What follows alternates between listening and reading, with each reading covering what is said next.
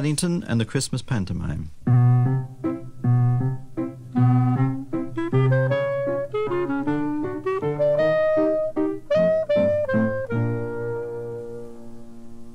Harold Price, said Mrs. Brown, wants to see me. I don't know anyone called Harold Price, do I? It's the young man from the big grocery store in the market, said Mrs. Bird. He said it had something to do with our Amateur Dramatic Society. You'd better show him in then, said Mrs. Brown. Now that Mrs. Bird mentioned it, she did vaguely remember Harold Price. He was a rather spotty-faced young man who served behind the jam counter. But for the life of her, she couldn't imagine what that had to do with amateur dramatics. I'm so sorry to trouble you, said Mr. Price, as Mrs. Bird ushered him into the dining room. But I expect you know there's a drama festival taking place in the hall round the corner this week. You'd like us to buy some tickets, asked Mrs. Brown, reaching for her handbag. Mr. Price shifted uneasily. Well, no, not exactly, he said. You see, we've entered a play for the last night, that's tomorrow, and we've been let down at the last moment by the man who is going to do the sound effects. I was told you have a young Mr. Brown who's very keen on that sort of thing, but I'm afraid I've forgotten his Christian name. Jonathan, asked Mrs. Brown. Mr. Price shook his head. No, it wasn't Jonathan, he said. It was a funny sort of name. He's been on television. Not Paddington, said Mrs. Bird. That's it, exclaimed Mr. Price. Paddington. I knew it was something unusual. I wrote this play myself, he continued eagerly. It's a sort of mystery pantomime. We're hoping it may win a prize. The sound effects are most important. We must have someone reliable by tomorrow night. Have you ever met Paddington, asked Mrs. Bird. Well, no, said Mr. Price, but I'm sure he could do them, and if you'll come I can let you all have free seats in the front row. That's most kind of you, said Mrs. Brown. I don't know what to say. Paddington does make rather a noise sometimes when he's doing things, but I don't know that you'd exactly call them sound effects. Please, appealed Mr. Price. There isn't anyone else we can ask. Well, said Mrs. Brown doubtfully as she paused at the door, I'll ask him if you like. But he's upstairs doing his accounts at the moment. I'm not sure he'll want to be disturbed. Mr. Price looked somewhat taken aback when Mrs. Brown returned, closely followed by Paddington. Oh, he stammered, I didn't realise you were, I expected someone much older. Oh, that's all right, Mr. Price, said Paddington cheerfully, as he held out his paw. I'm nearly 4. Bears' years are different. Quite, said Mr. Price. I'm sure they are. He took hold of Paddington's outstretched paw rather gingerly. You're sure you hadn't anything else planned? He asked hopefully. Oh, no, said Paddington. Besides, I like theatres, and I'm good at learning lines. Well, they're not actually lines, Paddington, said Mrs. Brown nervously. They're noises. Noises, exclaimed Paddington, looking most surprised. I've never heard of a noises play before. Harold Price looked at him doubtfully. Perhaps we could use you in some of the crowd scenes, he said. We're a bit short of serfs. Serfs, exclaimed Paddington. That's right, said Mr. Price. All you have to do is come on and say odds bodikins every now and then. Odds bodikins, repeated Paddington, looking more and more surprised. Yes, said Mr. Price, growing more enthusiastic at the idea. And if you do it well, I might even let you say gadzooks and scurvy knave as well. Perhaps you both like to go into it all down at the hall, said Mrs. Brown hastily, as she caught sight of the expression on Paddington's face. Very good idea, said Mr. Price. We're just about to start a rehearsal. I can explain it as we go along. He did say it's a pantomime, said Mrs. Bird, as she returned from letting Paddington and Mr. Price out. I think he did, replied Mrs. Brown. Said Mrs. Bird. Well, if Paddington has a paw in it, there'll be plenty of pantomime. You mark my words.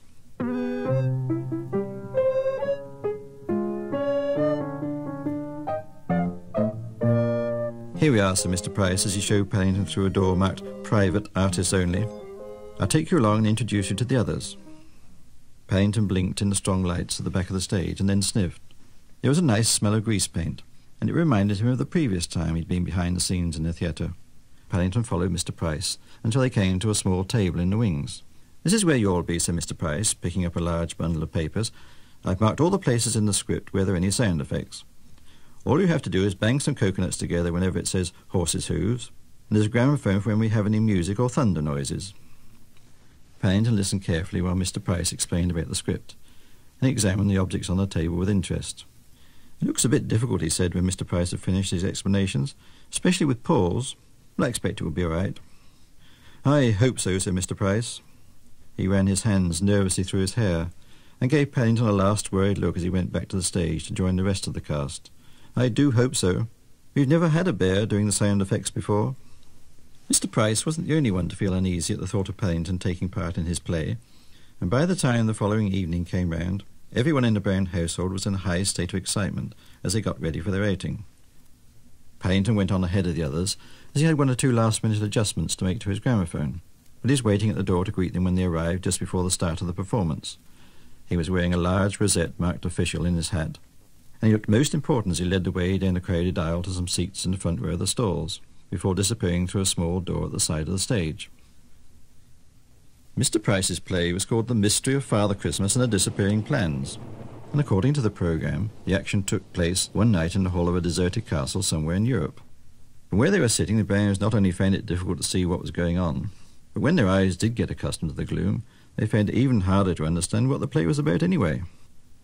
Several times Father Christmas came through a secret panel in the wall, holding a lighted candle in his hand, and each time he disappeared he was followed after a short interval by Mr. Price playing the part of a mysterious butler. If Father Christmas was acting strangely, Mr. Price's actions were even more peculiar. Sometimes he came on, waving the secret plans with a triumphant expression on his face, and at other times he looked quite sinister as he shook an empty fist at the audience to the accompaniment of a roll of thunder. Behind the scenes, Paddington was kept very busy. Apart from the thunder, there were the coconut shells to be banged together whenever anyone approached the castle, not to mention clanking drawbridge noises and creaking sound each time a door was opened. In fact, there was so much to do, it took him all his time to follow the script, let alone watch the action on the stage, and he was quite surprised when he looked up suddenly in the middle of one of his thunder records and found it was the interval. "Very good work, Mr. Brown," said Harold Price as he came off the stage mopping his brow and stopped by Paddington's table. "I couldn't have done it better myself. I don't think you missed a single cue."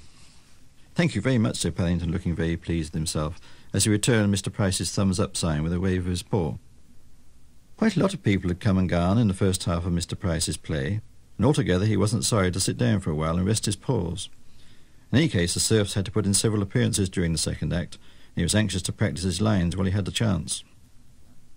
It was some minutes after he'd settled himself underneath the table with the script and a jar of marmalade that he noticed an unusual amount of noise going on at the back of the stage. It seemed to have something to do with Harold Price having mislaid his secret plans. Several times his voice rose above the others, saying he couldn't go on without them because a lot of his most important lines were written on the back. Paddington scrambled out hurriedly in order to investigate the matter, but by the time he stood up, everything had gone quiet again, and order seemed to have been restored as the curtain went up for the second act. Paddington was looking forward to the second half of Mr. Price's play, and even though a lot of people were still creeping around behind the scenes with anxious expressions on their faces, he soon forgot about it as Father Christmas made his entrance and approached Miss Flint's couch in the centre of the stage. From the little that could be seen of him behind his beard, Father Christmas looked most unhappy as he addressed Miss Flint. "I had hoped to bring thee glad tidings," he cried in ringing tones, "but alas, I am undone, for I have lost the secret plans." "You've what?" exclaimed Miss Flint, jumping up from her couch in alarm. Miss Flint had spent the interval in her dressing-room, and she was as surprised as anyone to learn that the plans really were missing. "What have you done with them?" she hissed. "I don't know," said Father Christmas in a loud whisper. "I think I must have put them down somewhere." Nice weather we've been having lately," he continued in a loud voice as he played for time. "Hast thou read any good books lately?" From his position at the side of the stage, Paddington looked even more surprised than Miss Flint at the sudden turn of events. Mr. Price had explained the play very carefully to him, and he felt sure no mention had been made of any character called Tidings. Then there was the question of the cloak. Father Christmas appeared to be wearing his cloak in exactly the same way as he'd worn it all through the play, and yet he definitely said something about it having come undone. Paddington consulted the script several times in case he made a mistake, but the more he looked at it, the more confused he became. It was as he turned round to the desk in order to play one of his thunder records, just to be on the safe side, that he received yet another surprise, for there, lying in front of him, was a dog-eared pile of papers with the words, "Secret Plans, Property of Harold Price," written in large letters across the front. Coming to a decision, Paddington picked up the secret plans and hurried onto the stage with a determined expression on his face.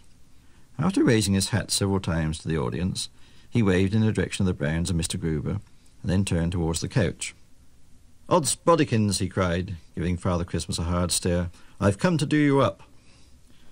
"You've come to do what?" repeated Father Christmas nervously, as he stood clutching the candle in one hand and the end of the couch in the other.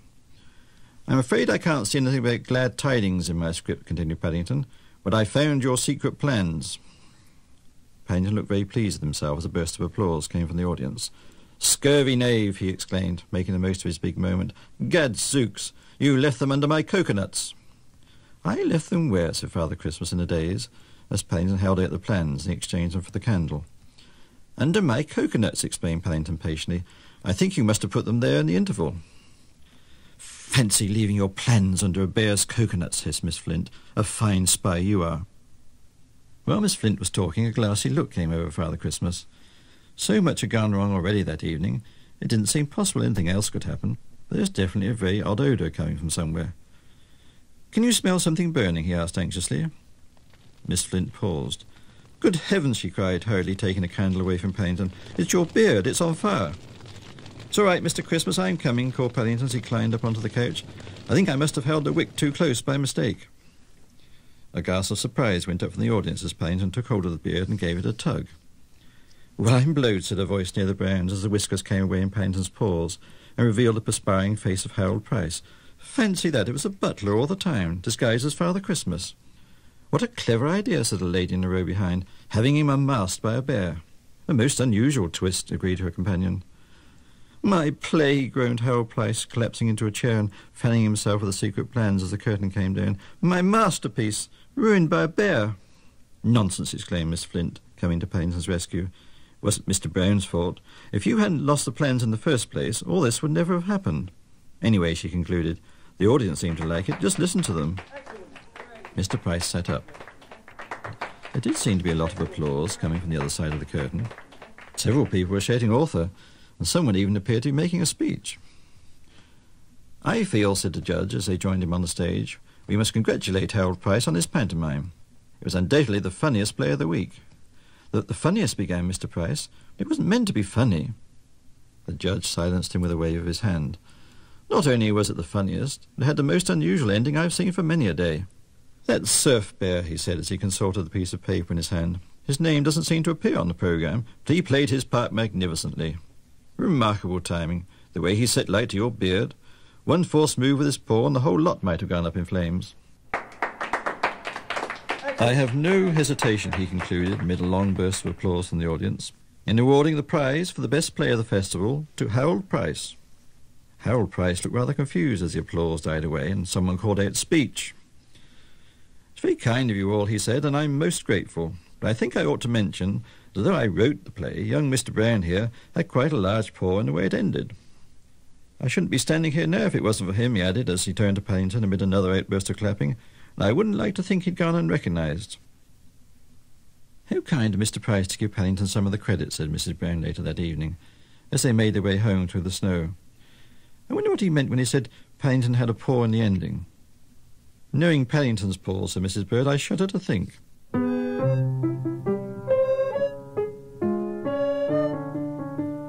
Mr. Gruber and the Browns looked back at Paddington in the hope of getting some kind of an explanation, but his head was buried deep in his duffel coat, and he was much too busy picking his way in and out of their footprints to hear what was being said.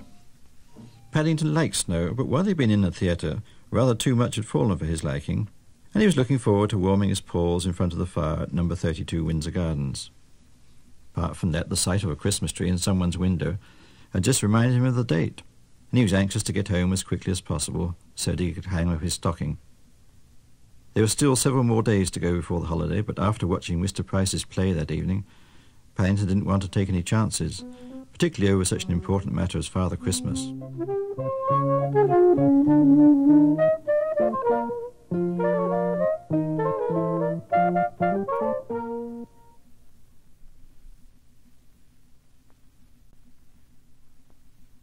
Everything comes to those who wait.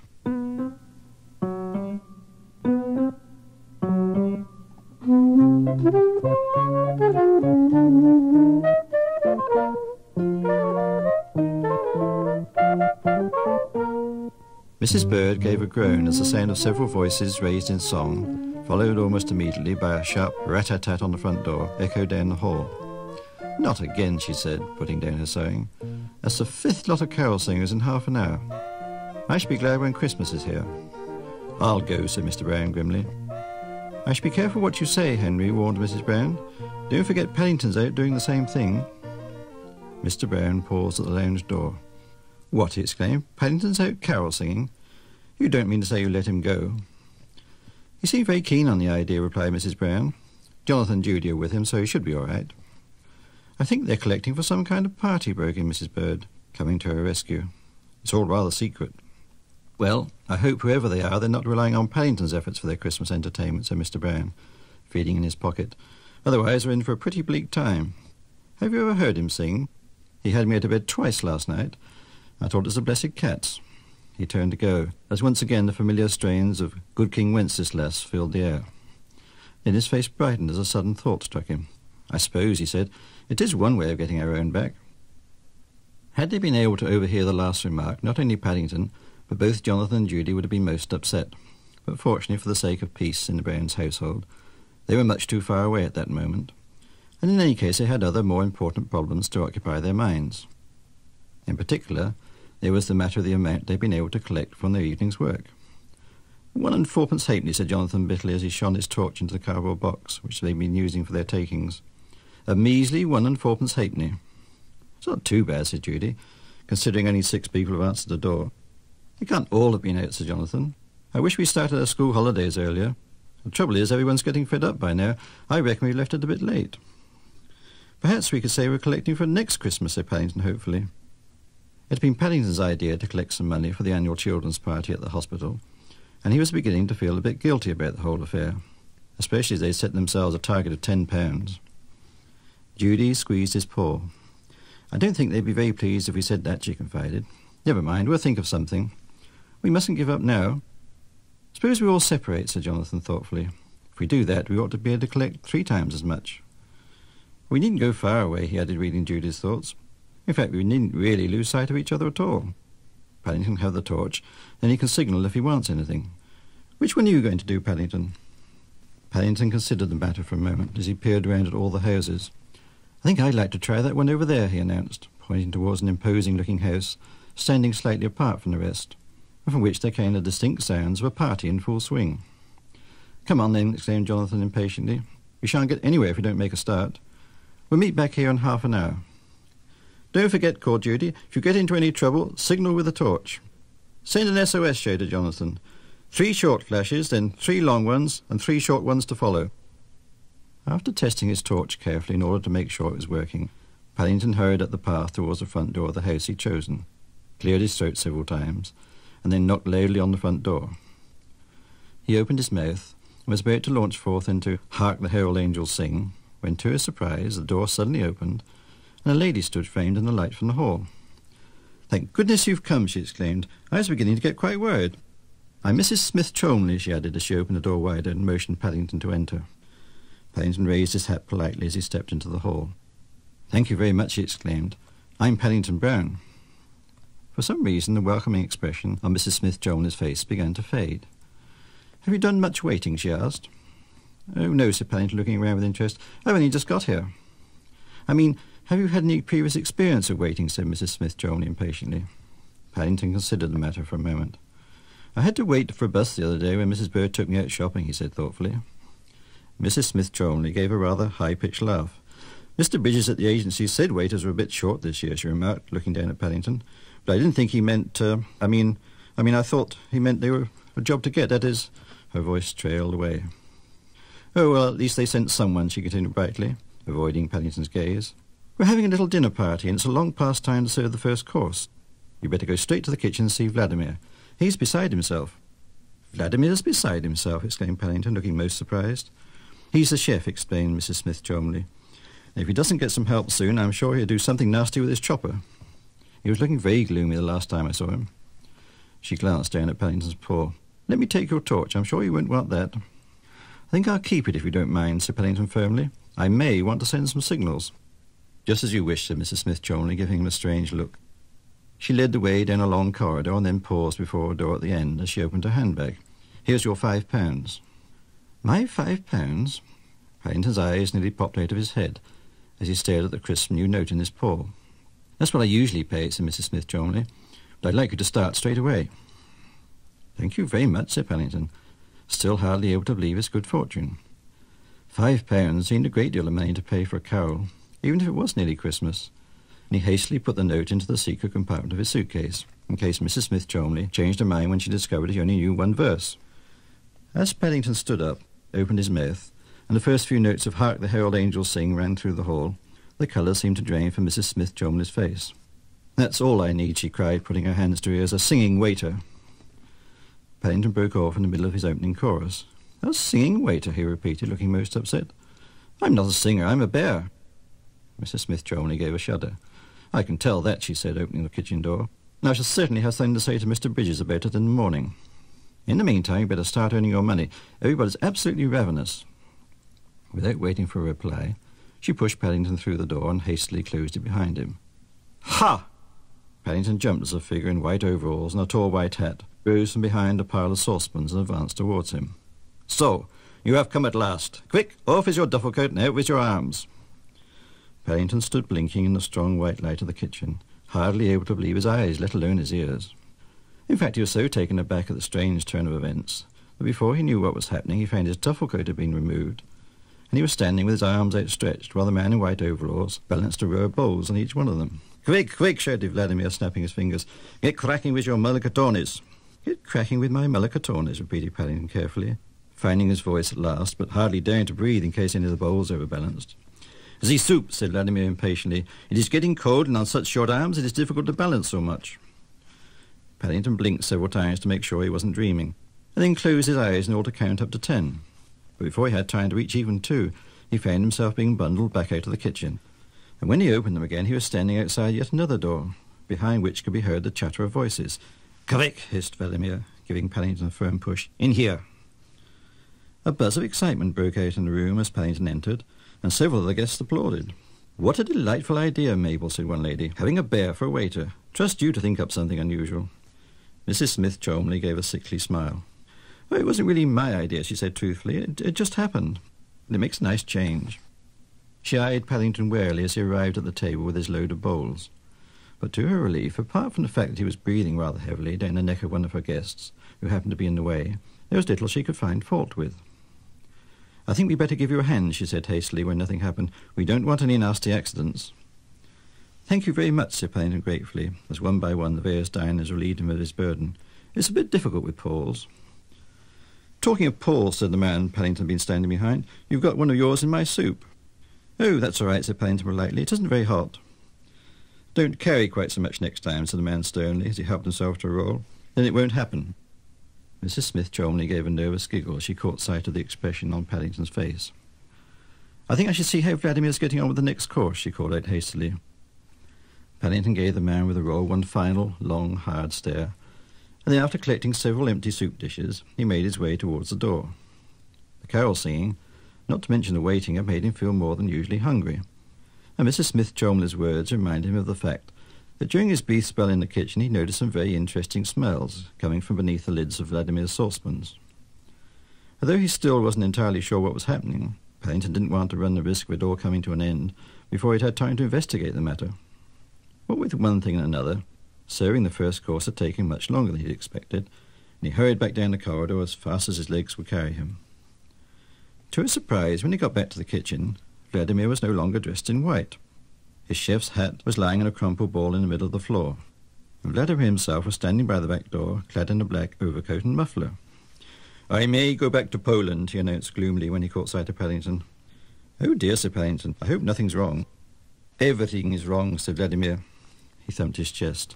"I, Vladimir, I who have cooked for the crowned heads of Europe, I who have had princes wait while I add the final touches to my creations, I, Vladimir, am reduced to this, waiting, all the time I keep waiting." He waved his hand disconsolately in the air. "My soup, she is cold. My entrecots, they are cold." "Your entrecots are cold," repeated Paddington, looking most upset. Vladimir nodded. "My beautiful steak ruined." He pointed towards a grill laden with slowly congealing pieces of meat, which stood on a nearby table. "I had to take them to the stove, or they would have burned to a cinder." He reached out and clasped Paddington's paw. "They are yours, my friend. In the saucepans you will find the vegetables. You may serve it as you think fit. I, Vladimir, no longer care. Goodbye, my friend, and good luck." Worn out by his long speech, Vladimir paused by the back door, waved his hand dramatically in the air, and then disappeared from view, leaving Paddington rooted to the spot in astonishment. But if Paddington was upset by the sight of Vladimir's sudden departure, Mrs. Smith Cholmondeley looked even more upset when some while later she caught sight of her steak. By the time he got around to serving all the various vegetables and carried all the plates into the dining room, things had gone from bad to worse. Even putting some of the pieces of steak in an electric toaster hadn't helped matters, particularly as several of them had popped out and fallen on the floor before he had a chance to catch them.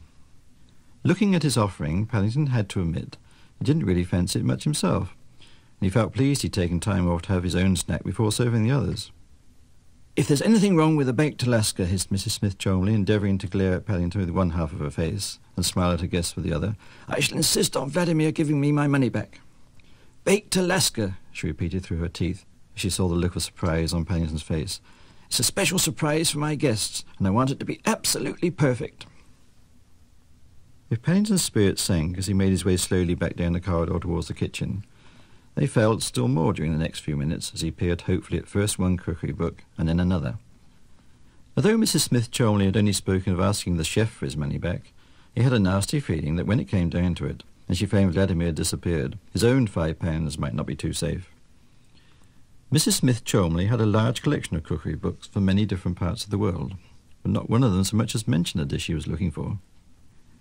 It was as he closed the last of the books that Paddington caught sight of a nearby low-hanging shelf which he hadn't noticed before, and as he did so he gave a sudden start, for there, right in front of his eyes, was a row of tins, one of which was labelled with the very words he'd been looking for.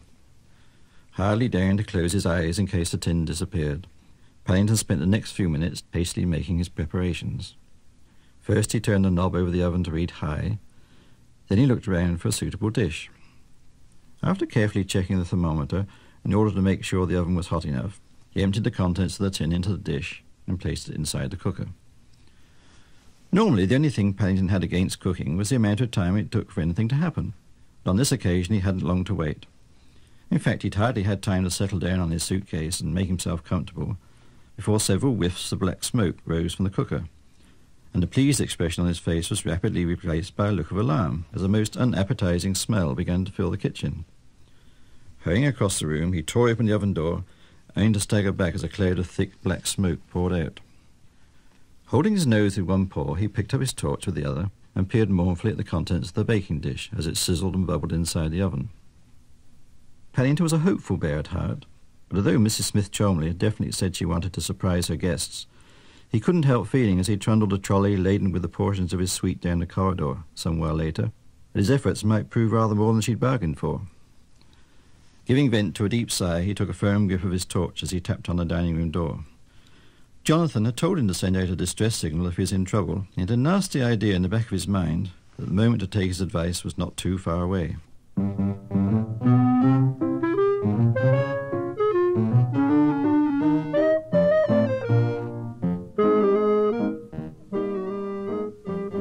Mr. Brown stared at Paddington as if he could hardly believe his eyes. "Do you mean to say," he exclaimed, "that you actually served this Mrs. Smith Cholmondeley baked elastic?" Paddington nodded unhappily. "I found some rubber bands in a tin, Mr. Brown," he explained. "He didn't realise Mrs. Smith Cholmondeley had said baked Alaska," said Judy. "That's a sort of ice cream dish cooked in the oven." "It was just after that he sent out his SOS," added Jonathan. "I'm not surprised," exclaimed Mrs. Bird. "It's a wonder some of the guests didn't send one as well." "They were jolly nice about it all," said Judy. "When the real waiter turned up and they discovered Paddington had really only come to sing a carol, they made us all stay." "He'd met Vladimir on the way too," added Jonathan. "Vladimir," echoed Mr. Brown. He was rapidly losing track of the conversation. "Who's Vladimir?" "The chef," explained Judy. "When he discovered the mistake, he came back after all and made some real baked Alaska, so everyone was happy. We sang some carols afterwards," said Jonathan, "and we collected over £3. That means we've nearly reached our target." Judy gave a sigh. "The baked Alaska was super," she said dreamily. "I could eat some more." "So could I," agreed Jonathan. Paddington licked his lips. "I expect I could make you some if you like, Mr. Brown," he exclaimed. "Not in my kitchen," said Mrs. Bird sternly. "I'm not having any young bear's elastic baked in my oven." She paused at the door. "Mind you," she said casually, "as it happens we were having some ice cream for supper." "I must say it sounds rather nice," said Mrs. Brown. Mr. Brown stroked his moustache thoughtfully. "I could toy with some myself," he agreed. "How about you, Paddington?" Paddington considered the matter for a moment. If one thing stood out above all others in his mind from the evening's adventure, it was the memory of Vladimir's baked Alaska, and he felt sure that an Alaska baked by Mrs. Bird would be nicer still. The Brown's housekeeper looked unusually pink about the ears as she raised her hands at the noisy approval which greeted Paddington as he gave voice to his thoughts. "Compliments are always nice," she said, "especially genuine ones. But if you ask me, she continued, pausing at the door, Bear's compliments are the nicest one of all, and they certainly deserve the biggest helpings.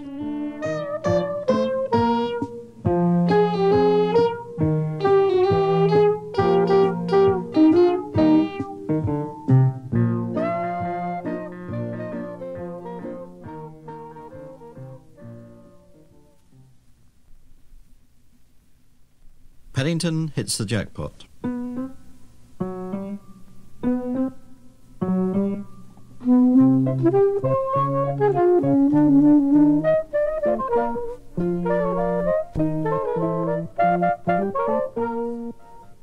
Lucky for some, exclaimed Mr. Bairn. Don't tell me you've got to sit and watch that awful thing. Isn't there anything better on the other channel? The rest of the family exchanged uneasy glances. Paddington did ask if we could have it on, said Mrs. Bairn. In that case, said Mr. Bairn, why isn't he here? I expect he's popped out somewhere, said Mrs. Bairn soothingly. He'll probably be back in a minute. Mr. Bairn sank back into his seat with a grunt and stared distastefully at the television screen as a fanfare of trumpets heralded the start of Lucky for Some, and the Master of Ceremonies, Ronnie Playfair, came bounding onto the stage, rubbing his hands with glee. I wouldn't mind, said Mr. Bairn, if he asked sensible questions, but to give all that money away for the sort of things he asks is ridiculous. The dining-room curtains were drawn, and the Bairn family, with the exception of Paddington, who had been unaccountably missing since shortly after tea, were settled in a small house circle facing the television set, in preparation for their evening's viewing. I do hope nothing's happened to Paddington, whispered Mrs. Bairn. It's not like him to miss any of the programmes, especially a quiz. He's very keen on them. That bear's been acting strangely all the week, said Mrs. Bird, ever since he got that letter. I've a nasty feeling it may have something to do with it. But it can't be anything bad, said Mrs. Bairn. He seems to have spent all his time with his whiskers buried in those encyclopedias of Mr. Gruber's. He even missed his second helping at lunch today. That's just it, said Mrs. Bird ominously. It's much too good to be true. He's been asking the oddest questions too, said Mrs. Bairn. I don't know where he gets them from. Well, wherever it is, said Mr. Bairn as he looked up from his evening paper, I hope he gets back soon. Crikey, exclaimed Jonathan suddenly as he jumped up from his seat and pointed at the television screen. No wonder he isn't here. Look! Gracious me, exclaimed Mrs. Bird as she followed his gaze. It can't be. Mr. Bairn adjusted his glasses. It jolly well is, he said. It's Paddington and Mr. Gruber. While the Bairns had been talking, Ronnie Playfair had finished describing the workings of the programme. Waving his hand cheerily to the studio audience, he stepped down off the stage in the beam of a large spotlight and announced that the first contestant of the evening was a Mr. Bairn of London. As he made his way up the aisle, the camera followed him, and eventually came to rest on two familiar faces at the end of one of the rows of seats. Mr. Gruber's look of embarrassment was tinged with a faint air of guilt as he caught sight of his own face on a nearby screen. Although Paddington had assured him that the Bairns liked surprises, he wasn't at all sure they would be keen on this particular one. But Mr. Gruber was soon lost from view as a small brown figure sitting next to him raised a battered hat to the camera and hurried up the aisle after the Master of Ceremonies. If the Bairns were overcome at the sight of Paddington climbing onto the stage, Ronnie Playfair was equally at a loss for words, which was most unusual. Are you sure you're all the right Mr. Bairn? He asked nervously as Paddington dumped his suitcase on the stage and raised his hat to the audience. Yes, Mr. Playfair, said Paddington, waving a piece of paper importantly in the air. I've got your letter asking me to come. I didn't know there were any bears in Notting Hill Gate, said Ronnie Playfair. I come from Peru, said Paddington, but I live in Windsor Gardens. Oh, well, said Ronnie Playfair, recovering himself slightly. We won't ask you to prove that, but I suppose we must expect the bear facts tonight. Prove that, he repeated, laughing at his own joke in a rather high-pitched voice. Bear facts. His voice died away as he caught Paddington's eye. Paddington didn't think much of Ronnie Playfair's jokes. He was giving him a particularly hard stare. Perhaps you'd like to step forward and send a message home, said the Master of Ceremonies hurriedly. We always ask our contestants to send a message home. Makes them feel at ease. Paddington bent down and took a piece of paper out of his suitcase. Thank you very much, Mr. Playfair, he exclaimed as he began advancing on the camera. The Bairns watched in dumb fascination as Paddington loomed larger on the screen. Hello all at number 32, said a familiar voice. I hope I shan't be late, Mrs. Bird. Mr. Gruber promised to bring me straight home and... Whatever else Paddington had been about to say was lost as there came a loud crash and the picture disappeared from the screen. Oh, no, cried Judy, don't say it's broken down. Not tonight of all nights. It's all right, said Jonathan. Look, they've got another camera on. As he spoke, another picture flashed onto the screen. It showed one of the cameramen sitting on the floor, surrounded by wires and cables, rubbing his head, while Ronnie Playfair seemed to be having some kind of an argument with a man wearing headphones. He wasn't on his marks, cried the cameraman. He kept following me. You can't take proper close-ups if people don't stay on their marks. Paddington peered at the floor. My marks, he repeated hotly. But I had a bath before I came out. Ronnie Playfair turned and glared at Paddington. You're supposed to stay where I put you, he said severely. Otherwise the cameras can't get their shots. You did ask me to step forward, said Paddington, looking most upset. I said step forward, said Ronnie Playfair crossly, not go for a walk. No, he said as he led Paddington back to the centre of the stage. What would you like to be questioned on? He waved his hand in the direction of 4 barrels which stood in a row on a nearby table. You can have history, geography, mathematics or general knowledge. Paddington thought for a moment. I think I'd like to try my port mathematics, please, he announced amid applause from the audience. Crikey, exclaimed Jonathan. Fancy choosing maths. Knowing the way Paddington does the shopping, said Mrs. Bird, I think it's a very wise choice. I must say he always keeps his accounts very neatly, said Mrs. Brown. Mathematics, repeated Ronnie Playfair. Well, we'd better look for the first question. He put his hand into one of the barrels and withdrew a piece of paper. A nice easy one to start with, he announced approvingly. And a very good question for a bear. If you get it right, there's a prize of £5. After a short roll of drums, Ronnie Playfair raised his hand for silence. For a prize of £5, he announced, how many buns make 5? I must warn you, he added, winking at the audience, think carefully, it may be a trick question. How many buns make 5? Paddington thought for a moment. 2.5, he replied. Ronnie Playfair's jaw dropped slightly. 2.5, he repeated. Are you sure you won't change your mind? 2.5, repeated Paddington firmly. Oh dear, said the Master of Ceremonies, as he picked up a hammer and struck a large gong by his side. I'm afraid you're out of the contest. The answer is 5. I don't think it is, Mr. Playfair, said Paddington. It's 2.5. I always share my buns with Mr. Gruber when we have our 11s, and I break them in half. Ronnie Playfair's jaw dropped even further, and the smile froze on his face. You share your buns with Mr. Gruber, he repeated. Give in the money, cried someone in the audience as the applause died down. You said it might be a trick question, cried someone else amid laughter. Now you've got a trick answer. Ronnie Playfair fingered his collar nervously, and a strange look came over his face as he received a signal from the man wearing headphones to give Paddington the money. Are you going to stop now, Bear? He asked hopefully as he handed Paddington 5 crisp £1 notes. Or do you want to go on for the next prize of £50? I'd like to go on, please, Mr. Playfair, said Paddington eagerly, as he hurriedly locked the money away in his suitcase. I shouldn't do that, said Ronnie Playfair as he dipped his hand into the barrel and withdrew another piece of paper. If you get this question wrong, I shall want the £5 back. For £50, here is question number 2, and it's a 2-part question. Listen carefully. If, he said, you had a piece of wood 8 feet long, and you cut it in half, and if you cut the 2 pieces you then have into half, and if you then cut all the pieces into half again, how many pieces would you have? 8, said Paddington promptly. Very good, Bear, said Mr. Ronnie Playfair approvingly. Now, he continued, pointing to a large clock by his side, here is the second part of the question. How long will each of the pieces be? You have 10 seconds to answer, starting from now. 8 feet, said Paddington, almost before the Master of Ceremonies had time to start the clock. 8 feet, repeated Ronnie Playfair. You sure you won't change your mind? No, thank you, Mr. Playfair, said Paddington firmly. In that case, said Ronnie Playfair as he triumphantly banged the gong, I must ask for the £5 back. The answer is 1 foot.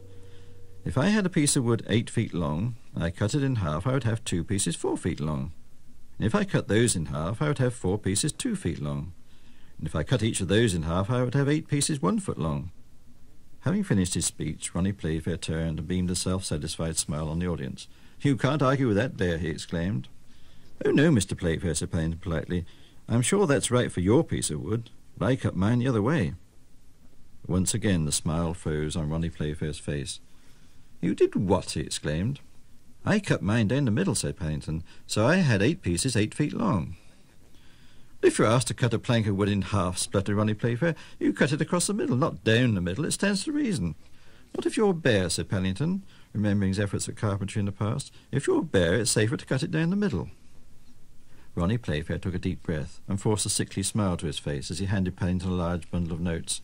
I think you'll find they're all there, Bear, he said stiffly, as Paddington sat down on the stage and began counting them. We're not in the habit of diddling people. Ronnie Playfair looked anxiously at his watch. The programme seemed to be taking a lot longer than usual. Normally he would have got through at least 5 contestants by now. There are only 5 minutes left, he said. Do you want to go on for the final prize of £500? Paddington considered the matter for a moment. "I think I would like to carry on," Mr. Playfair announced at last, amid a burst of applause. "Well," said Ronnie Playfair in his most solemn voice, "here, for a prize of £500, is the last question of the evening, and this time it's a much harder one." "It would be," said Mrs. Brown, holding her breath. "If," continued Ronnie Playfair, "it takes 2 men 20 minutes to fill a 50-gallon bath full of water using one tap, how long will it take one man to fill the same bath using both taps? This time you've got 20 seconds, starting from now." Ronnie Playfair pressed a button on the clock by his side, and then stood back to await Paddington's answer. "No time at all, Mr. Playfair," said Paddington promptly. "Wrong!" exclaimed Ronnie Playfair, as a groan came up from the audience. "I'm afraid this time you really have got it wrong. It will take exactly half the time." "I'm very sorry, Bear," he continued, looking most relieved as he gave the gong a bang with his hammer. "Better luck next time." "I think you must be wrong, Mr. Playfair," said Paddington politely. "Nonsense," said the Master of Ceremonies, giving Paddington a nasty look. "The answer's on the card. In any case, it's bound to take some time. You can't fill a bath in no time at all." "But you said it was the same bath," explained Paddington. "The first 2 men had already filled it once, and you didn't say anything about pulling the plug out." Ronnie Playfair's face seemed to go a strange purple colour. He stared at Paddington. "I didn't say anything about them pulling the plug out," he repeated. "And of course they pulled it out." "You didn't say so," cried a voice in the audience as several boos broke out. "That Bear's quite right." "Give him the money," cried someone else, as several more voices added to the general uproar. Ronnie Playfair seemed to shudder slightly as he withdrew a silk handkerchief from his jacket pocket and patted his brow. "Congratulations, Bear," he said grudgingly after a long pause. "You've won the jackpot." As the applause rang through the theatre, Paddington sat down in his suitcase, hardly able to believe his ears. Though he knew there must be £500 in the world, he never in his wildest dreams thought he might one day see it in one big pile, let alone be told it was his. Ronnie Playfair held up his hand for silence. "One final question before we end the programme," he exclaimed, "and there's no prize for this one. What are you going to do with all the money?" Paddington considered the matter for a long time as the audience went very quiet. When you usually counted your money in terms of how many buns it would buy, it's very difficult to even begin to think about a sum like £500, let alone decide what to do with it. And when he tried to think of £500 worth of buns, he grew quite dizzy. "I think," he said at last, as the camera came closer and closer, "I would like to keep a little bit as a souvenir and buy some Christmas presents. Then I would like to give the rest to the Home for Retired Bears in Lima." "The Home for Retired Bears in Lima," repeated Ronnie Playfair, looking most surprised. "That's right," said Paddington. "That's where my Aunt Lucy lives. She's very happy there, but I don't think they've got very much money. They only have marmalade on Sundays, so I expect they would find it very useful." Everyone applauded Paddington's announcement, and the applause grew louder still a few moments later when Ronnie Playfair announced, on behalf of the television company, that they would see to it the Home for Retired Bears in Lima was well supplied with marmalade for at least a year to come. "After all," he said, "it isn't every week a bear wins the jackpot in one of our quiz programmes." "Well, I'm blowed," said Mr. Brown, mopping his brow as the programme came to an end, and the captions began rolling past the screen over a picture of Paddington as he stood in the middle of the stage receiving everyone's congratulations. "I never thought when we bought a television set it would come to this." "Fancy Paddington giving it away," said Jonathan. "He's usually so careful with his money." "Careful isn't the same as being mean," said Mrs. Bird wisely. "And I must say I'm very glad. I never did like the thought of all those bears only having marmalade on Sundays. After all," she added amid general agreement, "if it hadn't been for Aunt Lucy, we should never have met Paddington. And if that doesn't deserve a bit of extra marmalade, I don't know what does."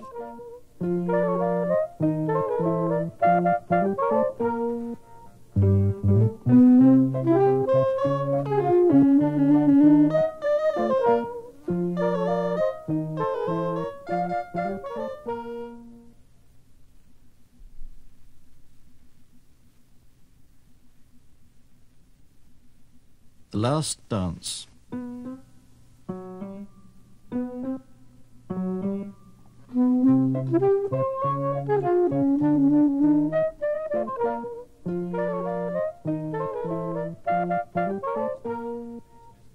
Mr. Brown hung his dressing gown on the bedroom door and then sat on the bed rubbing his eyes. 3 times I've been down to the front door," he grumbled, "and all the time it's Paddington banging about in his room." "I expect he's practising his dancing," said Mrs. Brown sleepily. "He said he was having trouble with his turns last night." "Well, I'm having trouble with my sleep this morning," said Mr. Brown crossly. "I've put my foot down." "Only a bear," he said bitterly, "would want to do the tango at 6:30 on a Saturday morning." I only hope they don't have a bear's excuse me at the ball tonight. Anyone who lands Paddington as a partner is in for a pretty rough time." "Perhaps he'd have improved by then," said Mrs. Brown hopefully. For although one half of her was looking forward to Mrs. Smith Cholmondeley's ball that evening, the other half was beginning to have grave doubts about the matter, and recent events only served to tip the scales still further on the side of the doubts. But daylight lends enchantment to the gloomiest of views, and some at least of Mrs. Brown's worst fears were relieved when Paddington arrived downstairs a little later that morning, looking unusually spick and span, despite his disturbed night. "I must say you look very smart," she remarked, amid murmurs of approval from the others. "There can't be many bears who sit down to breakfast in evening dress." "There'll be one less," said Mrs. Bird, striking a warning note, "if certain of them get any marmalade down their front." Mrs. Bird had suffered from bumps in the night as well, and with Christmas looming large on the horizon, she didn't want her kitchen turned into a bear's ballroom. Paddington considered the matter for a moment while he tackled his bacon and eggs. He was the sort of bear who believed in getting value for money, and having heard how much Mr. Brown was paying for the hire of his suit, he wanted to make the most of it. All the same, if the Browns were having second thoughts on the subject of dancing, he had to admit that he was having third and even fourth ones himself. In the past he'd often watched dancing programmes on the television, and wondered why people made so much fuss, for it all looked terribly easy, just a matter of jumping about the floor in time to some music. But when he tried to do it, he soon found that even without a partner his legs got tangled up, and he shuddered to think what it might be like when he had someone else in the way as well. All in all, he decided dancing was much more difficult than it looked at first sight, and to everyone's relief he announced that he was going out that morning in order to consult his friend Mr. Gruber on the subject. Over the years Mr. Gruber had turned up trumps on a variety of subjects, and Paddington felt sure he would be able to find something among the many books which lined the walls of his antique shop. Even so, he was still taken by surprise when he arrived at Mr. Gruber's and found his friend doing a kind of jig round his knick-knacks table to the tune from an old gramophone. Mr. Gruber looked at Paddington sheepishly over the top of his glasses as he drew up a chair. "I have a feeling you won't be the only one with problems tonight, Mr. Brown," he said, panting a little after his exertions. "It's a long time since I tripped the light fantastic." As Paddington had no idea Mr. Gruber could dance, let alone do a light fantastic, the news that he was going to Mrs. Smith Cholmondeley's ball came like a bolt from the blue, and he grew more and more excited when his friend drew his attention to a large poster in the window. "Practically anyone who's anyone around here is going tonight, Mr. Brown," he said. "They've got Elf Vadersain's orchestra, and Norman and Hilda Church are bringing their formation team." Paddington looked most impressed as Mr. Gruber went on to explain that Norman Church was a very famous ballroom dancer indeed, and that apart from bringing his team, he would be judging the various competitions to be held during the course of the evening. And when Mr. Gruber, with a twinkle in his eye, reached up to one of the shelves and took down a book on dancing, written by Mr. Church himself, Paddington could hardly believe his good fortune. He felt sure if he studied a book written by the man who was actually going to act as judge, he ought to do very well indeed. Although Norman Church's book was lavishly illustrated with footprints showing the various steps, none of them seemed to go anywhere, and as some were marked clockwise and others anti-clockwise, he got very confused trying to work out which ones to follow and watch the hands on the clock at the same time. The book was called Learning to Hold Your Own on the Dance Floor in 25 Easy Lessons.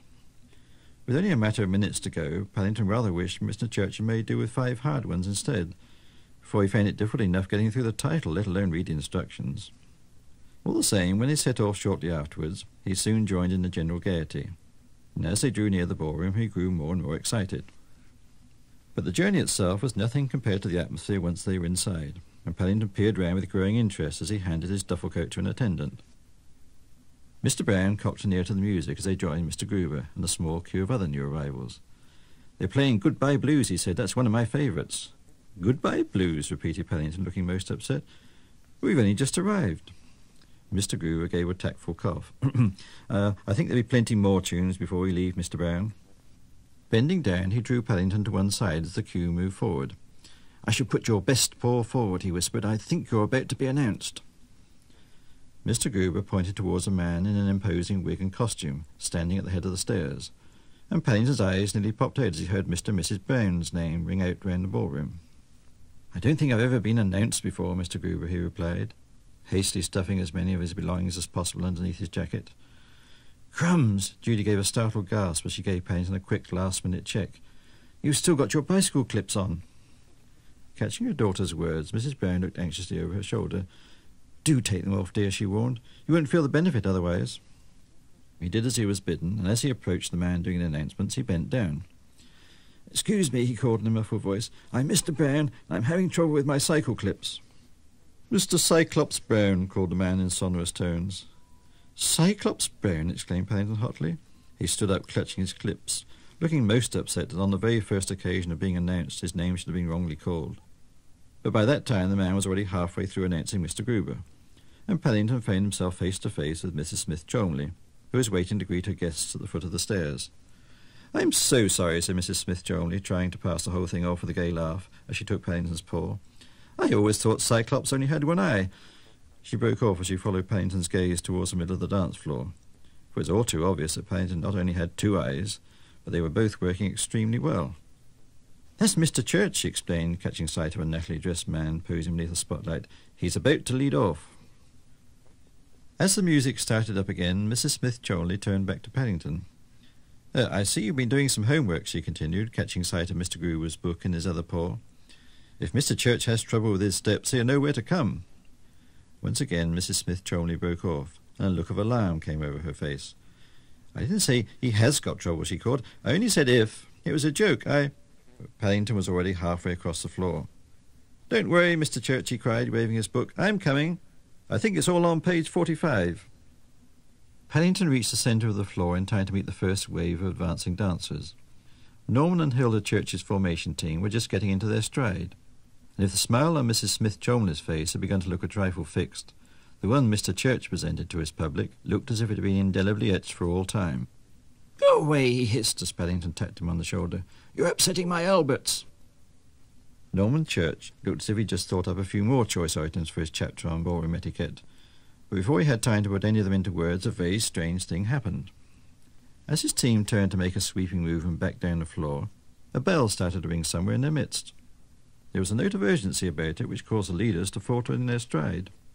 In a moment all was confusion, as those in the rear cannoned into the ones in front, and in less time than it takes to form up for a quadrille, the damage had been done. A hardcore who thought that fire had broken out behind the bandstand jostled with a group who were equally convinced the floor was about to give way, and they in turn ran foul of those who simply wanted to see what was going on. In the middle of all the hubbub, Paddington suddenly reached inside his jacket. "It's all right, Mr. Church," he called, holding up a large, round, brass object. "It's only my alarm clock." In the silence that followed, Mr. Brown's voice sounded unusually loud. 2 minutes, he groaned. "That's all the time we've been here. 2 minutes, and look at it." There was no need to suggest looking at the scene on the dance floor, for the rest of the Browns were only too painfully aware of what it was like. Even Paddington, as he made his way back through the dancers, was forced to admit that he rather wished the floor had collapsed, for it would have afforded a quick means of escape from the glances of those around him. Casting an anxious glance over his shoulder, he allowed himself to be led off the floor in the direction of some tables to one side of the hall. "I think I'll sit this one out, thank you very much," he announced after consulting his book. "Not that anyone's likely to ask him after what's just happened," said Mr. Brown, as he whirled past the table a little later on. Mr. Brown was about to add pessimistically that the evening wasn't over yet, but at that moment there's a roll of drums, and all eyes turned in the direction of the band rostrum as Norman Church climbed up and grasped the microphone in order to announce the start of the competitions. Now that the dance was in full swing, Mr. Church seemed to have recovered his good humour. "Now I want everyone, but everyone, to join in," he boomed. "There are lots of prizes to be won, lots of dances, and a special mammoth Christmas hamper for the best couple of the evening." Mr. Church's words had a livening effect on the ball, and during the items which followed, he proved his worth as a master of ceremonies. He kept up such a steady flow of patter, even Paddington began to get quite worked up, and a marmalade sandwich, which he brought along to pass the time, lay untouched on the table beside him. It was while the fun was at its height that Mrs. Smith Cholmondeley suddenly caught sight of him peering through a gap in the crowd. "Come along," she called. "You heard what Mr. Church said. Everyone has to join in." Paddington gave a start. "Thank you, Mrs. Smith Cholmondeley," he called excitedly. "I'd like to very much." "Oh." Mrs. Smith Cholmondeley's face dropped. "I didn't mean, that is, She looked at Paddington uneasily and then glanced down at her programme. "It is the Latin American section next," she said. "I believe you come from that part of the world." "Darkest Peru," agreed Paddington earnestly. Mrs. Smith Cholmondeley gave a nervous laugh. "I'm not sure if Mr. Vidasse knows any Peruvian dances," she said, "especially dark ones. But we could try our hand at the rumba, if you like." "Yes, please," said Paddington gratefully. I don't think I've ever done one of those before." Paddington was very keen on anything new, and after slipping the cycle clips over one of his sleeves for safety, he hastily thrust the marmalade sandwich behind his back, picked up his book, and rose from the table. "I see you're with it," said Mrs. Smith-Cholmondeley, mistaking the sudden flurry of movement for a dance step. Paddington clasped Mrs. Smith-Cholmondeley firmly with both paws. "I'm never without it," he replied. Peering round his partner's waist, he consulted the etiquette section of Mr. Church's book again. "Do you come here often?" he inquired politely. Mrs. Smith-Cholmondeley looked down at her feet, both of which were submerged beneath Paddington's paws. "No," she replied in a tone of voice which suggested she was rather regretting her present visit. Paddington's claws were rather sharp, and they were digging deeper and deeper into her instep with every passing moment. "I'd be obliged if you could find somewhere else to put your paws." Paddington relaxed his grasp on Mrs. Smith-Cholmondeley and tried jumping up and down experimentally a few times. "I don't think I can," he gasped at last. "I have a feeling they're caught in your straps." To his surprise, when he looked up again, Mrs. Smith-Cholmondeley's face seemed to have gone a very funny colour indeed. And not only that, but she began to wriggle in a way which certainly wasn't included in any of Mr. Church's illustrations for the rumba. "My back!" she shrieked. "My back! There's an awful creature crawling down my back!" Almost turning herself inside out, Mrs. Smith-Cholmondeley reached behind herself and withdrew something long, golden and glistening, which he gazed at with increasing horror. "It's all wet and sticky! Ugh!" Paddington peered at the object dangling between his partner's forefinger and thumb with interest. "I don't think that's a creature," Mrs. Smith-Cholmondeley exclaimed. "It's a chunk. I must have dropped my marmalade sandwich down the back of your dress by mistake." Unaware of the drama that was taking place behind their hostess's back, Mr. Brown gave his wife a nudge. "Good Lord, Mary," he said, "look at those two. They're going great guns." Mrs. Brown turned and glanced across the dance floor. "Well, I never," she exclaimed with pleasure. "Who would have thought it?" If Mr. and Mrs. Brown were astonished at the sight of the gyrations on the other side of the floor, the rest of the dancers were positively astounded. One by one the other couples dropped out in order to take a closer look as Paddington and Mrs. Smith-Cholmondeley, seemingly moving as one, rocked and wriggled in time to the music. At a signal from Mr. Church, the man in charge of the spotlight concentrated his beam on the two figures, and as Alfred the same began urging his orchestra to greater and greater efforts, the shouts of encouragement, the clapping, and the stamping of feet began to shake the very rafters of the hall. Paddington himself became more and more confused as he clung to his partner, and far from needing an alarm clock to show him the way, he found himself wishing he brought a compass, for he hadn't the least idea where he'd started from, let alone where he was going. From the word go, the winners of the mammoth hamper for the best couple of the evening were never in doubt. Indeed, it would have taken a very brave man indeed to have gone in the face of the cheers which rang out as the music came to an end at last. "A lovely little mover," said Norman Church enthusiastically, turning to Paddington as he presented the prize. "Very fleet.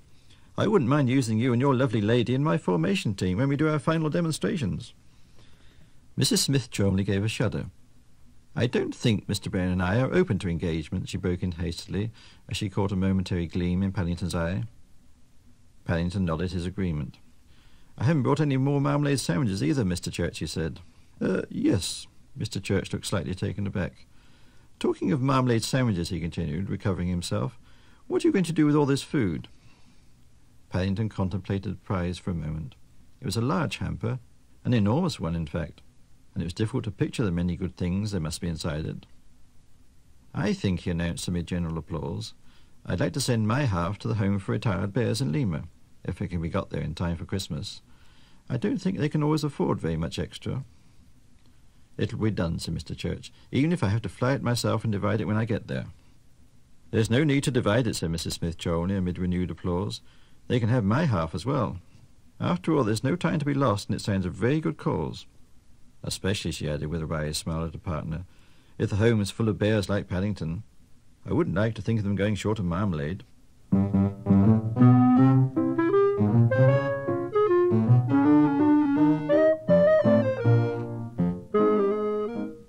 Mrs. Smith-Cholmondeley meant by that last remark, said Mr. Brown, as they drove home later that night, tired but happy.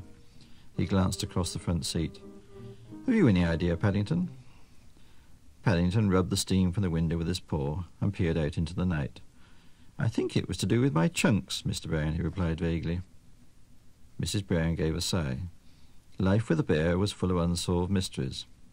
"I know one thing," she said. "There may be a lot of deserving cases in the home, and none more so than Aunt Lucy, I'm sure. but I very much doubt if they have any other bears quite like Paddington. Impossible, agreed Mrs. Bird firmly. Absolutely, said Judy. With a capital A, added Jonathan. But Paddington was oblivious to the conversation going on about him.